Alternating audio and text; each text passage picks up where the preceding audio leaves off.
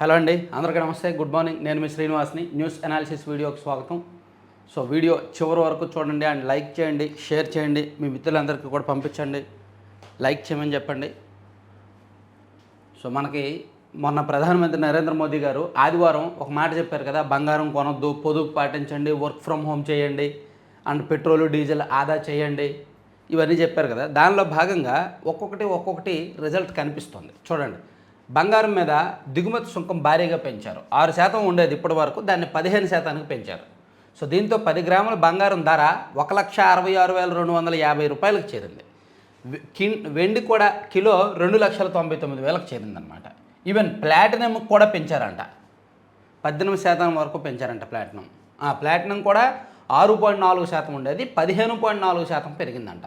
విదేశీ మారకపు ద్రవ్యాన్ని జాగ్రత్తగా వాడుకునేందుకు వీలుగా బంగారం కొనడాన్ని ఏడాది పాటు ఆపేయాలని ప్రధాని మోదీ పిలుపునిచ్చిన 3 రోజుల్లోనే విలువైన లోహాలపై దిగుమతి సుంకాలను భారీగా పెంచుతూ ప్రభుత్వం బుధవారం ఆదేశాలు జారీ చేసింది.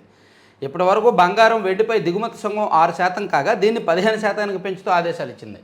ప్లాటినంపై సుంకం 6.4% నుంచి 15.4%కి పెరిగింది. ఫలితంగా ఒక్క రోజులోనే మేలిమి అంటే 24 క్యారెట్ల బంగారం ధర 10 గ్రాముల నుంచి 9,000కు పైగా పెరిగి 1,66,250 రూపాయలు, కిలో వెండి ధర 21,000 పెరిగి 2,99,000 పెరిగిందనమాట.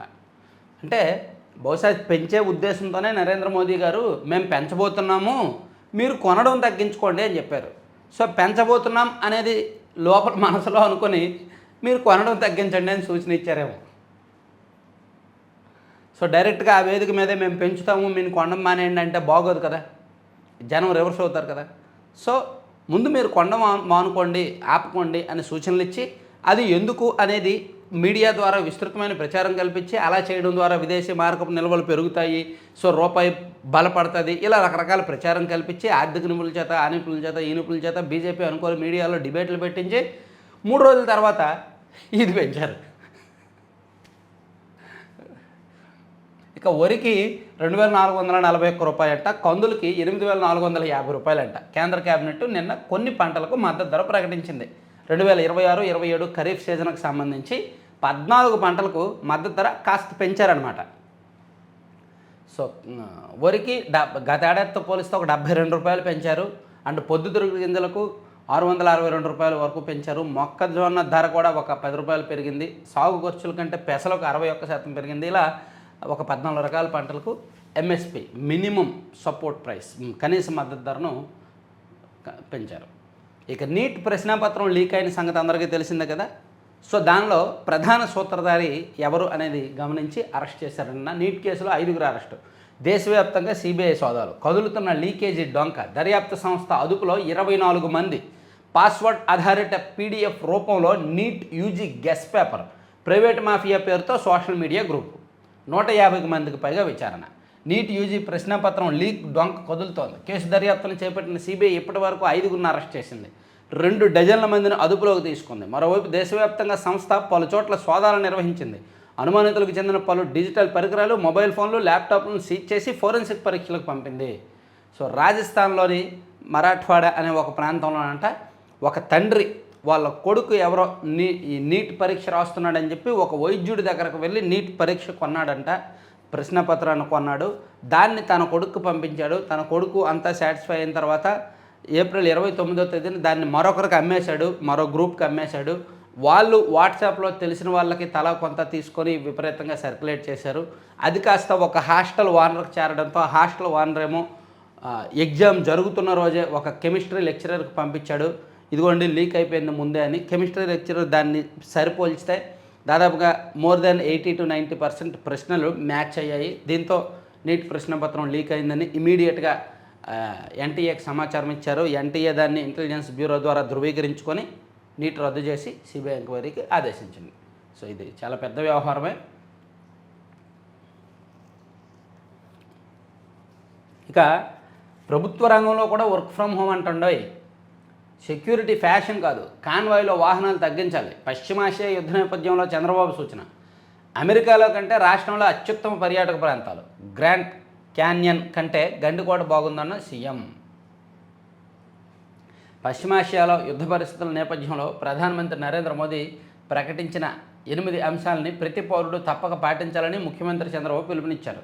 దీనికి సంబంధించి నేడో రేపో రాష్ట్ర ప్రభుత్వ పరంగా ఒక కార్యాచరణ ప్రణాళిక ప్రకటిస్తామని, వర్క్ ఫ్రం హోం విధానాన్ని ప్రభుత్వ రంగంలోనూ అమలు చేస్తామని స్పష్టం చేశారు. ప్రపంచం మొత్తం ఇంట్లో కూర్చొని పనిచేసే పరిస్థితి త్వరలో రానుందన్నారు. ప్రతి ఒక్కరూ దుబారా ఖర్చులు తగ్గించాలని, నా దేశం నా బాధ్యత విధానంతో పనిచేయాలని కోరారు. ప్రజల బాధ్యతతో ఆలోచిస్తే అన్ని సమస్యలు పరిష్కారం అవుతాయన్నారు. అమరావతిలోని Nidamarru Bollineni institute of skill education and research బైసర్ వైద్య కళాశాల నైపుణ్యాభివృద్ధి విశ్వవిద్యాలయాల నిర్మాణానికి శంకుస్థాపన సందర్భంగా ఆయన ప్రసంగించారు. సో నరేంద్ర మోదీ గారు చెప్పిన తర్వాత చంద్రబాబు గారు కూడా అదే బాట పట్టి సో పొదుపు చేసుకోండి, దానివల్ల ఇవి బెనిఫిట్స్ అది ఇది అని చెప్పారు. మరి ఎంతైనా నరేంద్ర మోదీ గారు ఏం చెప్తే దానికి తలవపాలి కదా.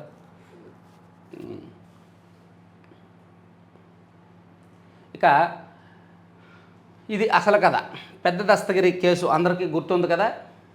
కడప మాజీ డిప్యూటీ మేయర్ నిత్యానంద రెడ్డి ప్రధాన నిందితుడిగా ఉన్నారు. ఆయన పరారయ్యి పోలీసులు లొంగిపోయారు కదా నిన్నగాక మొన్న. సో ఇందులో జగన్మోహన్ రెడ్డి గారి మేనమామ రవీంద్రారెడ్డి పాత్ర ఉందంట.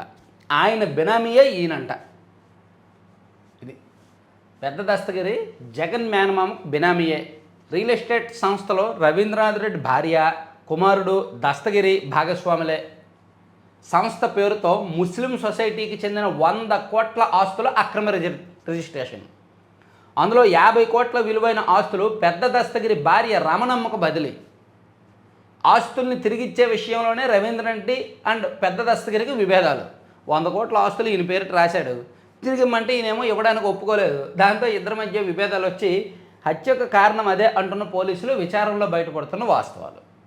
ఏం పార్టీ అండి, ఏం నాయకులండి, ఏం ఫ్యామిలీ అండి, ఏం అధికారం అండ మేనలుడే సీఎం. ముస్లిం ఆస్తులను ఆక్రమించిన ఎవరు అడ్డుకోగలరు? 2019-24 మధ్య జగన్ మేనమామ మాజీ ఎమ్మెల్యే రవీంద్రనాథ్ రెడ్డి కడపలో చేసింది అదే. నగరంలో ముస్లిం వెల్ఫేర్ సొసైటీ పేరుతో ఉన్న 100 కోట్ల విలువైన 24.26 ఎకరాల ఆస్తులపై కన్నేసిన ఆయన తన కుటుంబానికి చెందిన రియల్ ఎస్టేట్ సంస్థ పేరుతో వాటిని అక్రమంగా రిజిస్ట్రేషన్ చేయించుకున్నారు. కోర్టు ఆదేశాలు పట్టించుకోలేదు. 22A నిషేధ జాబితాలో ఉన్నా అడ్డు కాలేదు. అక్రమంగా కొట్టేసిన దానిలో 50 కోట్ల విలువైన ఆస్తులు అంటే 9.70 ఎకరాలని తర్వాత పెద్ద దస్తగిరి భార్య రమణమ్మ పేరుతో రిజిస్ట్రేషన్ చేశారు. ఈ ఆస్తిని తిరిగి రాయించుకునే విషయంలోనే రవీంద్రనాథ్ రెడ్డికి అండ్ పెద్ద దస్తగిరికి మధ్య విభేదాలు వచ్చాయి. నా పేరు మీద ఆస్తులు రాయించి మళ్ళీ అడుగుతావేంటి అని నేను రాయను అన్నాడేమో ఈయన, లేదా కమిషన్ ఎక్కువ అడిగాడేమో. దాంతో ఆయన వద్దన్నాడు. అక్కడ తేడాలు వచ్చాయి. వచ్చి ఏం చేశారు?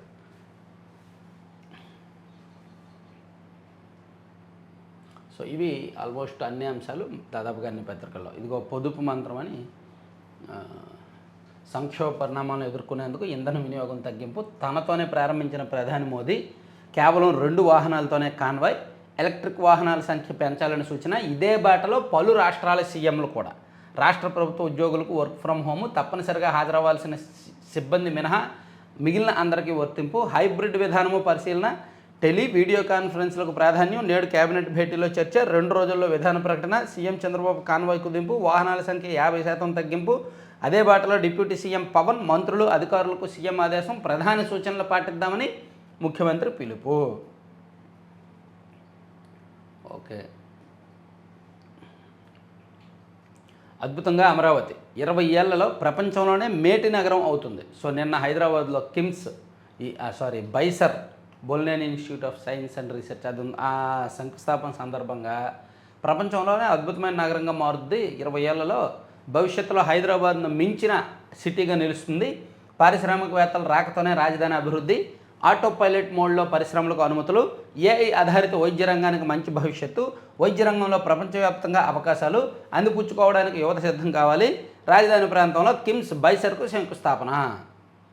సో 800 ప్రాజెక్టులు, 24 లక్షల ఉద్యోగాలు, 23 నెలల్లో 23 లక్షల కోట్ల పెట్టుబడులు. ఉపాధి కల్పనలో ఎంఎస్ఎంఈలు కీలకం. 3 నెలల్లో 100 కంపెనీలు ఎన్ఎస్సీలో లిస్ట్ కావాలి. పారిశ్రామికవేత్తలకు ఏ కష్టం వచ్చినా మెసేజ్ దూరంలోనే ఉంటాయి. లోకేష్ గారు రాష్ట్రానికి సంబంధించి 3 నెలల్లో 100 కంపెనీలు ఖచ్చితంగా గ్రౌండ్ అవ్వాలి, ఎన్ఎస్సీలో లిస్ట్ కావాలి అని చెప్పి పారిశ్రామికవేత్తలకు మేము ఎప్పుడూ అందుబాటులో ఉంటాము అని లోకేష్ గారు ఇచ్చిన ఇది కూడా హైలైట్ చేశారు. పల్లెపల్లికు భారతనెట్ సేవలు ఏపీలో విస్తరించిన. సో ఇవి ఆంధ్రప్రభలో కూడా బ్యానర్లో ఇవే వేసినట్టున్నారు. ఈ కిమ్స్ శంకుస్థాపన ఒకటిను, అలాగే ప్రధాని పొదుపు మంత్రం ఒకటి, అండ్ ఖరీఫ్లో ధరల పెంపు, వీటిని అన్ని పత్రికల్లో కూడా వేశారు. సో ఇవి కాకుండా ఇంకా వేరే చూసుకుంటే ఈనాడు లోపల పేజీకి వెళ్దాం. సో ఎవరైనా లైక్ చేయని వారు ఉంటే ప్లీజ్ కింద లైక్ చేయండి. కనీసం ఈ వీడియోకి 12,000 లైక్స్ రావాలండి. అలాగే కొత్త వాళ్ళు ఫస్ట్ టైం చూస్తున్న వాళ్ళు ఎవరైనా ఉంటే ఇంకో 4-5 వీడియోస్ చూసి సబ్స్క్రైబ్ చేసుకోండి. సబ్స్క్రిప్షన్స్ పెంచండి. ఇవన్నీ ఫస్ట్ పేజ్ కంటిన్యూ. బైసర్తో ఏటా 1,00,000 మందికి ఉద్యోగాలు. మరీ చెప్తారండి, అదొక ప్రైవేట్ ఇన్స్టిట్యూటు, అంత లక్షల్లో వ్యవహారం. సంవత్సరానికి 1,00,000 మందికి ఉద్యోగాలు ఇస్తారండి. ఓకే, అందులో నైపుణ్యం పెంచుతారనమాట. Skill development education research centre చేస్తున్నారు. సో దీనిలో ట్రైనింగ్ అయిన వాళ్ళకి ఉద్యోగాలు ఇస్తారంట. ఇక సీఎంను కలిసిన ఆస్ట్రేలియా హై కమిషనర్. మంచిది. అద్దె బౌర్యాలు అగచాట్లకి చెల్లు. కొత్తగా 10 బీసీ గురుకులాల నిర్మాణం. శాసకీయ పథకంలో 500 కోట్ల కేటాయింపు. ఇరుకు గదులు, సరిపడా లేని మరుగుదొడ్లు, నీటి కొరత, ఇలాంటి అసౌకర్యాల అద్దె భవనాల్లో బీసీ గురుకులాలు విద్యార్థులు పడుతున్న అగచాట్లకు కూటమి ప్రభుత్వం చెక్ పెట్టనుంది. కొత్తగా 10 చోట్ల బీసీ గురుకులాలకు కొత్త భవనాలు నిర్మించనుంది. దీనికి ముఖ్యమంత్రి చంద్రబాబు పచ్చజెండా ఊపారు. ఇందుకోసం శాసకీయ పథకంలో ప్రభుత్వం 500 కోట్లు కేటాయించిందంట. రాష్ట్ర వ్యాప్తంగా 109 బీసీ గురుకులాలు ఉండగా వాటిలో 28 పక్కా భవనాల్లో కొనసాగుతున్నాయి. మరో 25 వరకు ప్రభుత్వ భవనాల్లో ఉన్నాయి. మిగిలినవన్నీ అద్దె భవనాల్లో ఉన్నాయన్నమాట. అలా అద్దె భవనాల్లో ఉన్న వాటిని గుర్తించి కొత్తగా ఒక 10 బిల్డింగ్స్ నిర్మాణానికి 500 కోట్లు ప్రభుత్వం కేటాయించింది. ఇక అక్రమాలకు పాల్పడే గ్యాస్ డిస్ట్రిబ్యూటర్లను సస్పెండ్ చేయండి. సిలిండర్ల పంపిణీలో కొన్ని చోట్ల భారీ బ్యాక్లాగులు, నిరీక్షణ తగ్గించి 5 రోజుల్లో డెలివరీ చేయాలి. పౌర సరఫరాల అధికారులతో మంత్రి నాదెళ్ల మనోహర్. రొయ్యల మేత ధరల పెంపు తాత్కాలికంగా వాయిదా వేశారండి. రొయ్యల మేత కేజీకి 8 రూపాయలు పెంచారు కదా. దీంతో ఆక్వా రైతుల్లోనూ అండ్ ఆక్వా కంపెనీ వర్గాల్లోనూ విపరీతంగా వ్యతిరేకత రావడంతో తాత్కాలికంగా దాన్ని వాయిదా వేసుకుంది ప్రభుత్వం కాదులే, ఆ సంస్థ వాళ్ళు వాయిదా వేసుకున్నారు. ఇక అనంతబాబు బెయిల్ రద్దు చేశాడండి. ఇతను తన డ్రైవర్ని పొట్టన పెట్టుకున్న ఒక విశిష్టమైన వ్యక్తి అనమాట. సో సత్య ఉదయ్ భాస్కర్ అలియాస్ అనంతబాబు. సో తన డ్రైవర్ని చంపేసి డోర్ డెలివరీ చేసిన ఘనుడు. ప్రపంచంలో ఎవరు అలా చేయరు. సో ఆయనకు గత ప్రభుత్వంలోనే సస్పెండ్ చేశారు, అయినప్పటికీ పక్కనే పెట్టుకున్నారులే. సో ఆయన బెయిల్ను కోర్టు రద్దు చేసిందనమాట. కాకినాడ నగరంలో దళిత యువకుడు వీధి సుబ్రహ్మణ్యం చేసి డోర్ డెలివరీ చేసిన కేసులో కీలక పరిణామం చోటు చేసుకుంది. ఈ కేసులో ప్రధాన నిందితుడు వైకాపా ఎమ్మెల్సీ అనంత సత్య ఉదయ్ భాస్కర్ గతంలో సుప్రీంకోర్టు షరతులు విధిస్తూ బెయిల్ మంజూరు చేసిన డిఫాల్ట్ బెయిల్ను రద్దు చేస్తూ రాజమహేంద్రవరంలోని ప్రత్యేక న్యాయస్థానం న్యాయమూర్తి, జిల్లా ప్రధాన న్యాయమూర్తి గంధం సునీత బుధవారం తీర్పు వెల్లడించారు. కేసులో 4 ప్రధాన సాక్షులను ప్రలోభాలకు గురి చేయడంతో పాటు వారిని నిర్బంధించి చంపుతామని బెదిరింపులకు పాల్పడి బెయిల్ నిబంధనలు ఉల్లంఘించారని ప్రాసిక్యూషన్ తరఫున ముప్పాళ్ల సుబ్బారావు వాదనలు వినిపించారు. తగిన ఆధారాలతో పాటు పోలీసు విచారణలో వెలుగు చూసిన అంశాలు, ఉన్నత న్యాయస్థానాల తీర్పులను కూడా కోర్టు ముందు ఉంచారు. దీంతో ఆయన బెయిల్ రద్దు చేశారు. ఆయన మళ్ళీ అరెస్ట్ కావాల్సి ఉంటుంది, జైలుకు వెళ్లాల్సి ఉంటుంది, తప్పదిక. ఇక పొలానికి నిప్పు పెట్టబోయి రైతు సజీవ దహనం. రుణాల చెల్లింపులకు 5 ఏళ్ల మారిటోరియం. కార్పొరేషన్లు, సంస్థలకు మార్గదర్శకాలు. రాష్ట్ర ప్రభుత్వం నుంచి రుణ మంజూరు పొందే వివిధ కార్పొరేషన్లు, సంస్థలు వాటిని 5 ఏళ్ల మారిటోరియం తర్వాత 40 త్రైమాసిక వాయిదాల్లో చెల్లించాలంట. ఏపీలో అమెండెడ్ భారత్నెట్ ప్రోగ్రాం. ఎడిటోరియల్ ఏమిచ్చారు? ట్రంప్ తెచ్చిపెట్టిన సంక్షోభం. ఇరాన్కి అమెరికాకి యుద్ధం జరుగుతున్న కారణంగానే ప్రపంచవ్యాప్తంగా ఈ సంక్షోభం తలెత్తింది. సో దీన్ని ట్రంప్ తెచ్చిపెట్టిన సంక్షోభం అని రాశారు. ఇక తొలగిన చైనా ముసుగు. చైనా వక్రబుద్ధి మరోసారి బట్టబయలింది. నిరుడు ఆపరేషన్ సింధూర్ సమయంలో పాకిస్తాన్కు సాంకేతికంగా తోడ్పడినట్టు డ్రాగన్ తొలిసారిగా అంగీకరించింది. ఆ సమయంలో తాను పాక్కు వెళ్ళి సాయపడినట్టు చైనాకు చెందిన యుద్ధ విమాన తయారీ సంస్థ Chengdu aircraft design and research ఇన్స్టిట్యూట్కి చెందిన aviation industry corporation engineer Jing Hong వెల్లడించారు. భారత సైనికాధికారులు ఈ విషయాన్ని నిరుడే బయటపెడితే చైనా ఖండించింది. ఇప్పుడు ముసుగు తొలగించిందనమాట.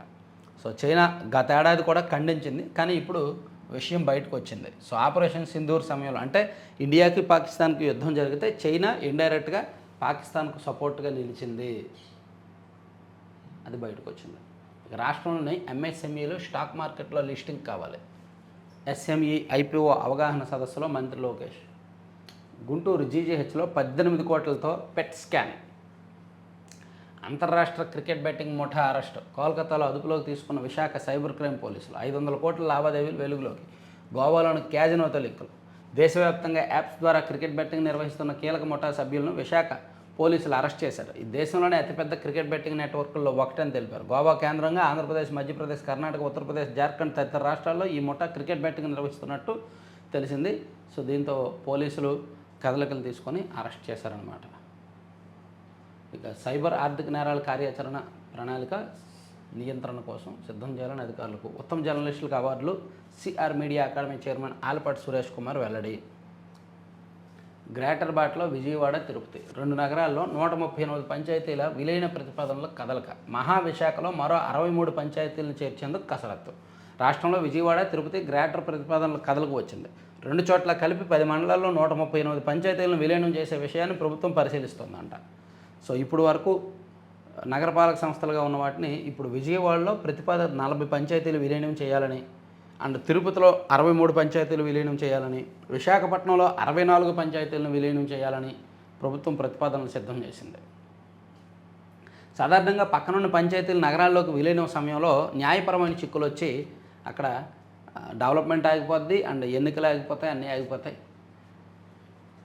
ప్లీజ్ అమ్మా నా కోసం ట్రాఫిక్ ఆపొద్దు. విజయవాడ ట్రాఫిక్ డీసీపీ షరీన్ బేగంతో మంత్రి నారా లోకేష్. సిఐ గారు నా కోసం ట్రాఫిక్ ఆపొద్దు, ప్రజలను ఇబ్బంది పెట్టొద్దు ప్లీజ్ అని మంత్రి లోకేష్ విజయవాడ ట్రాఫిక్ పోలీసులకు సూచించారు. బుధవారం సాయంత్రం ఎంఎస్ఎంఈ అవగాహన సదస్సులో ఆయన పాల్గొన్నారు. సాయంత్రం 6 గంటలకు ఆయన కాన్వాయ్ మహానాడు కోళ్లకు వెళ్ళింది. అక్కడ యూటర్న్ తీసుకుని తర్వాత సర్వీస్ రోడ్లో నుంచి సదస్సు ప్రాంగణానికి చేరుకుంది. భద్రతా కారణాల దృష్ట్యా ఆ కూడల్లో అన్ని వైపులా పోలీసులు ట్రాఫిక్ నిలిపివేశారు. అప్పుడు రద్దీ సమయం కావడంతో వాహనాలు భారీగా నిలిచిపోయాయి. దీన్ని ఆయన తన వాహనం నుంచే పరిశీలించారు. హోటల్లో కారు దిగిన వెంటనే అక్కడ ఉన్న ట్రాఫిక్ సిఐ రామారావుని పిలిపించారు. తన కోసం ట్రాఫిక్ను ఆపొద్దని, తాను వెళ్ళిపోతానని చెప్పారు. ఇంతలో ట్రాఫిక్ డీసీపీ షరీన్ బేగం వచ్చారు. ప్లీజ్ అమ్మా నా కోసం ట్రాఫిక్ ఆపి ప్రజలను ఇబ్బంది పెట్టొద్దు అని ఆమెకు సూచించారు.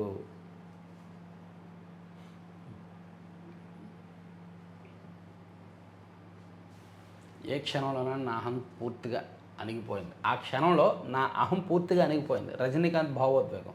సినీ తారలు ఏదైనా కార్యక్రమానికి వెళ్తే ఆటోగ్రాఫ్, సెల్ఫీల కోసం అభిమానులు చుట్టుముడతారు. అలాంటివేమీ ఎదురుకాని క్షణంలో తనలోని అహమంతా అణిగిపోయిందని నటుడు రజనీకాంత్ వ్యాఖ్యానించారు.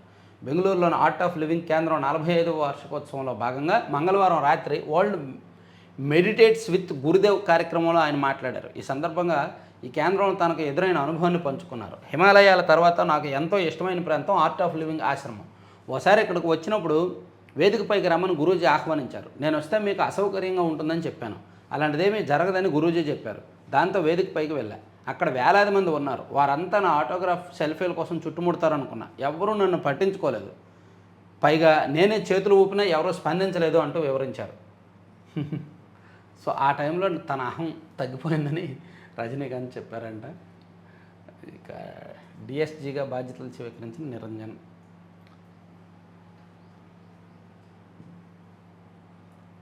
లక్కీ డిప్లో శ్రీవాణి టికెట్లు విజయవాడ, విశాఖ, రాజమండ్రి విమానాశ్రయాల్లో తీసుకునే అవకాశం. జూ పార్క్ సమీపంలో భారీగా పార్కింగ్ హబ్బు. తిత్తిదయ్యో ముద్దాటి రవిచంద్ర వెల్లడి. సెంటర్ స్ప్రెడ్ అనమాట. విజయ్ బల నిరూపణ జరిగింది. 144 మంది ఎమ్మెల్యేలు మద్దతు ఇచ్చారు.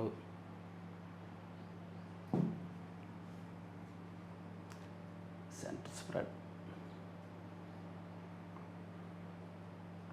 ఏ పత్రిక అయినా సరే ఇలా సెంటర్ స్ప్రెడ్ బాగుంటుంది. అంటే మధ్య పేజీ ఇలా ఉంటుంది కదా పేపరు, దాన్ని ఇలా విప్పు చూపితే మొత్తం ఒకటిగా ఉంటుంది కదా. సో మొత్తం కలిపి కథనాలు రాయొచ్చు. మన మ్యాగజైన్కి కూడా సిపినే స్పెషల్. మన గుండు సూది మంత్లీ మ్యాగజైన్ ఉంటుంది కదా. ఈ నెల మహానాడు అంశంతో పాటు 5 రాష్ట్రాలు జరిగిన ఎన్నికల ఫలితాల మీద అండ్ రేవంత్ రెడ్డి గారి 2.5 ఏళ్ల పరిపాలన మీద కీలకమైన అంశాలు రాబోతున్నాయి. ఈ నెల మహానాడు మ్యాగజైన్లో ఈ 3 అంశాలతో పాటు మరికొన్ని కథనాలు కూడా వస్తాయి మన గుండు సూది మ్యాగజైన్లో. సో మ్యాగజైన్ కావాల్సిన వాళ్ళు ఆన్లైన్లో బుక్ చేసుకోవచ్చు. gundusudi.com www.gundusudi.com ఆ వెబ్సైట్ ఓపెన్ చేయాలి. చూడండి, స్పెల్లింగ్ చూసుకోండి. ఈ వెబ్సైట్ ఓపెన్ చేస్తే మీకు ఒక ఇది వస్తుంది notification. Online edition, offline edition plan చేసి సబ్స్క్రైబ్ చేసుకోవచ్చు. లేదా క్లిక్ హియర్ ఫర్ మ్యాగజైన్స్ అని ఉంటుంది. ఇది ఓపెన్ చేసుకుని అయినా మీరు మ్యాగజైన్ సబ్స్క్రైబ్ చేసుకుంటే మీ ఇంటికి డెలివరీ అయిపోద్ది. సో మే 22, 23 తేదీల్లో ఇంటికి డెలివరీ అవుతుంది అన్నమాట మ్యాగజైన్. అలాగే ఈ వెబ్సైట్లో మ్యాగజైన్ కోసమే కాదు, ఇతర అంశాలు, రెగ్యులర్ అంశాలు కూడా మనం న్యూస్ అనాలిసిస్లో ఇస్తామన్నమాట. చూడొచ్చు, వార్తలు కూడా మీరు చదవచ్చు. చూసారా, ఇంధన పొదుపుపై ప్రధాన సూచన. గతం ఏం చెప్తోంది? సంస్కరణ లేక ఓట్ల రాజకీయమా? సనాతనంపై ఉదయనిధి వ్యాఖ్యలు.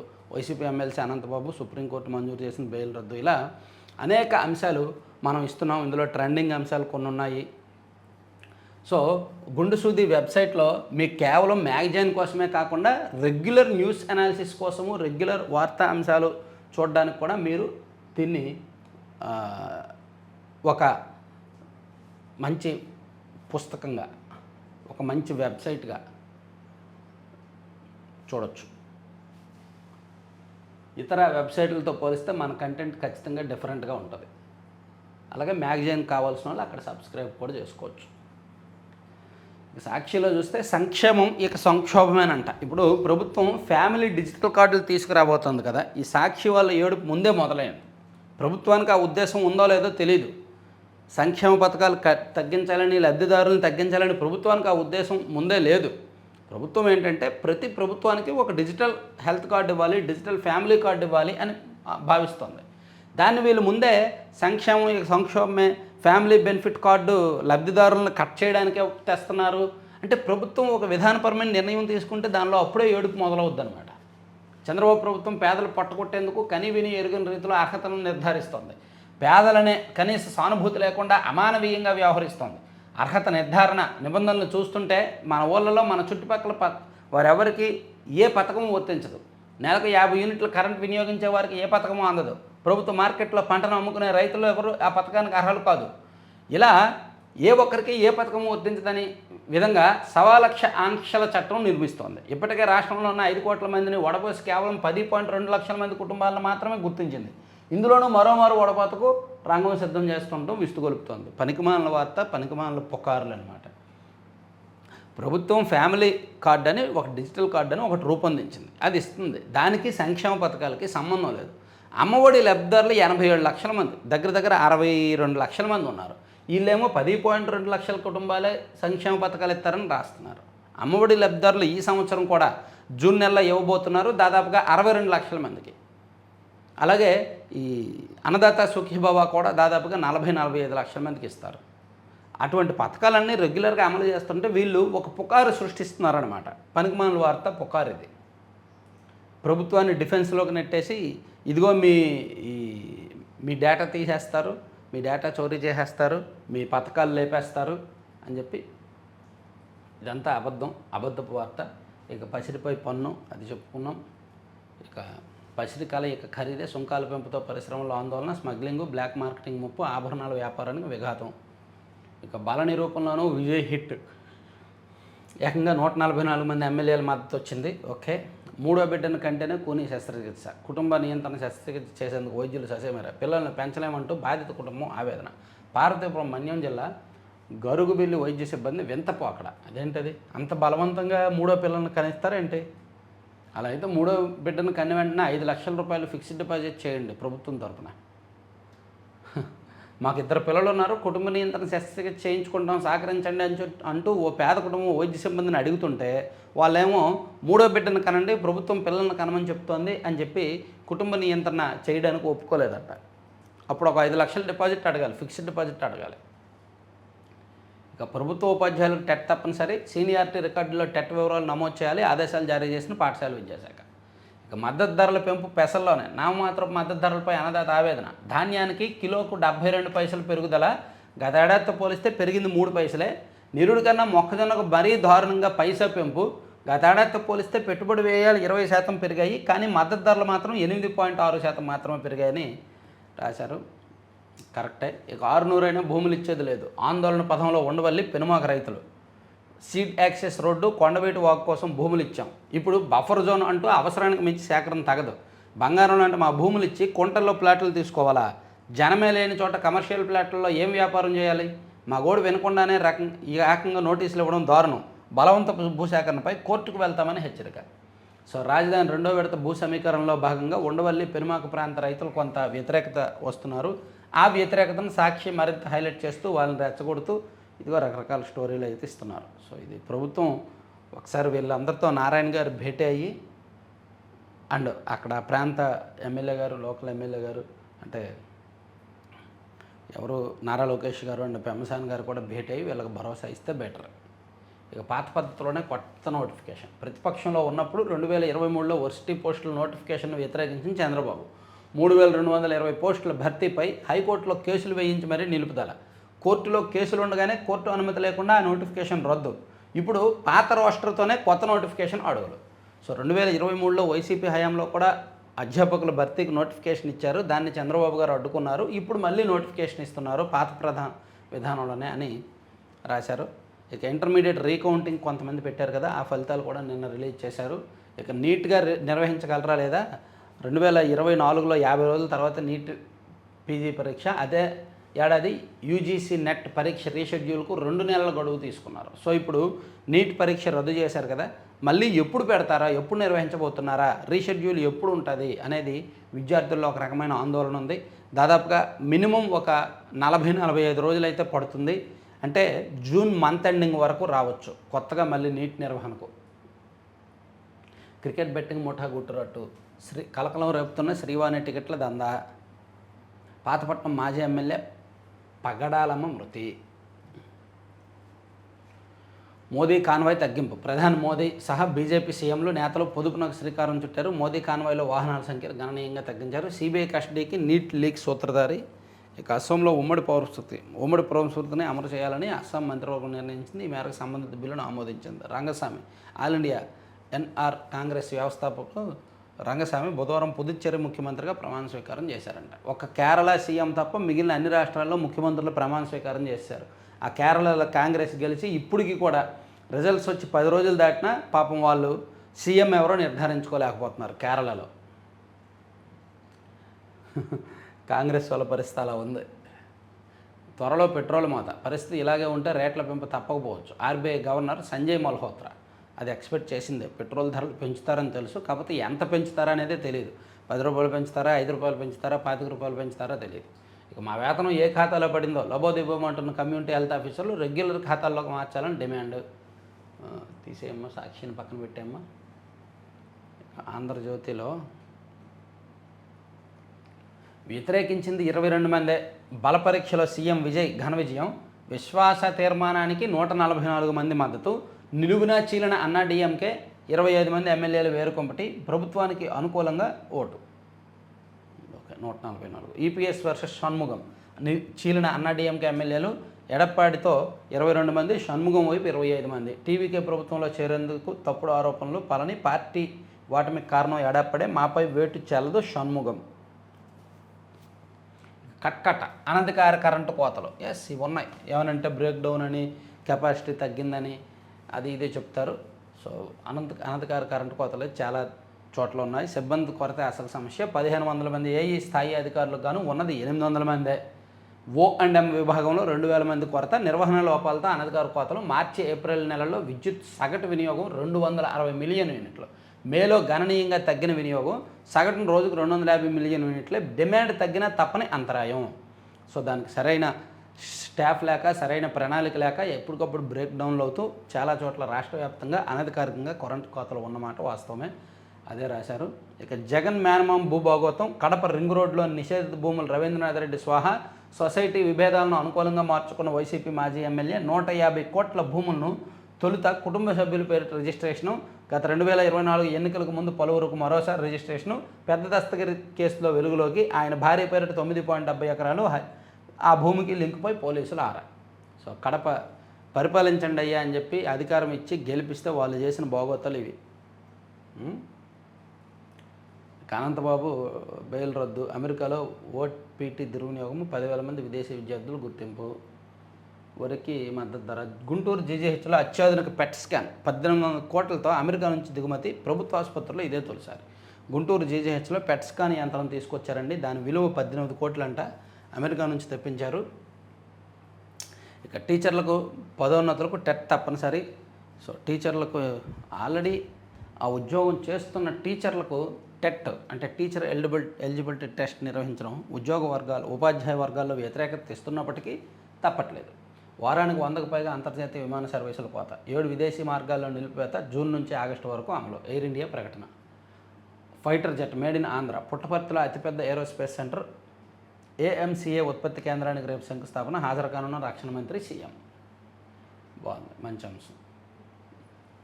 సో ఆంధ్రజ్యోతి కూడా పక్కన పెట్టి ఆంధ్రప్రభ చూసుకుంటే అమాంతం పెరిగిన పుత్తడి, పసిడిపై సుంకం మోత చెప్పుకున్నాము, విజయ్ బలపరీక్ష, మద్దతు ధర పెంపు, హిందుత్వం ఓ జీవన విధానం, నిరూపణ గుడికి వెళ్ళడం తప్పనిసరి కాదు, ఇంట్లో దీపం వెలిగించినా సరిపోతుంది, హిందుత్వంపై విశ్వాసం ఉన్నట్లే లెక్క, సుప్రీం సీజే ధర్మాసనం కీలక వ్యాఖ్యలు.